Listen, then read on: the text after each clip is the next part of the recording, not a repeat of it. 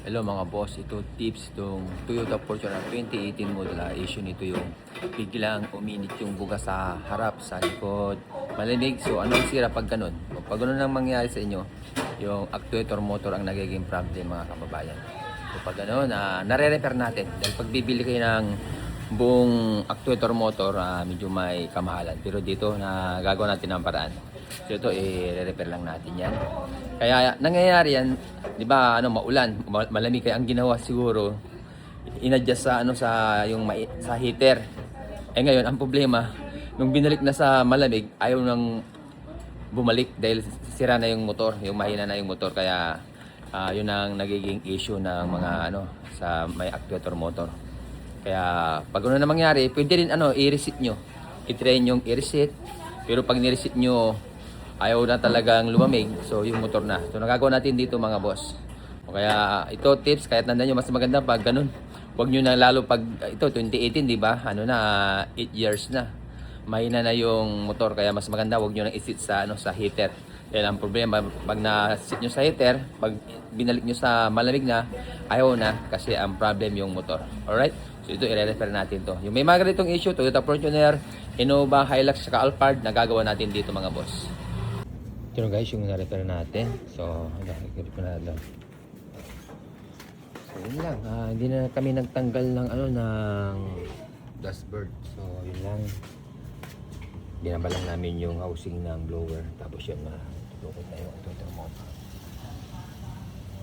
Kaya yung may mga ganyang issue na biglang uminit yung buga ng aircon sa harap, sa likod malamig.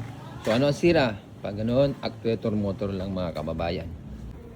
Ito na guys, yung na-repair natin actuator motor. Kanina mainit yung buga nito. Sige boss, start mo nga boss. Tisingin natin kung okay sa alright na, kung malamig na. So kanina mainit ang buga. Off. Sige, aircon mo boss. Ino-auto ba? O dito lang? Sige, pindutin mo yan.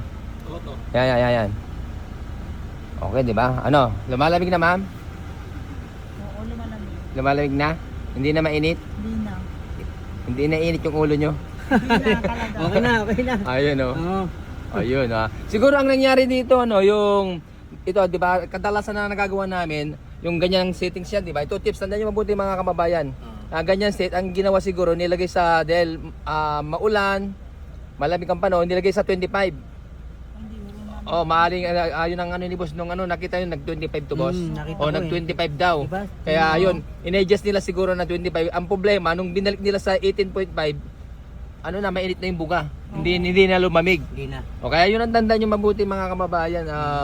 Dahil 2018 to, 8 years na, mas maganda. Huwag nyo nang i-sit sa mainit eh. Dahil ang problema, Steady na lang na ganyan. ang problema pag uminit nga, mainit ang tapos ang problema pag binabalik nyo sa malamig, ayaw na dahil may na yung motor. Pero ngayon, okay na boss. May tanong lang ako, pag i-on mo kahit na dito, pwede. Okay na lang. sa auto, okay lang. Opo, okay lang.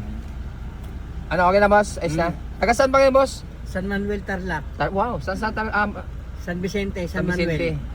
Paano niya kilala itong person namin? Paano niya kilala itong shop namin? Nakita lang nung taga... Bayaw, ang bilas ko. yung bilas ko. Ayos. Okay na boss? Happy na happy? Okay na. Ayos. Thank you Lord. Okay, ulit na. Dan.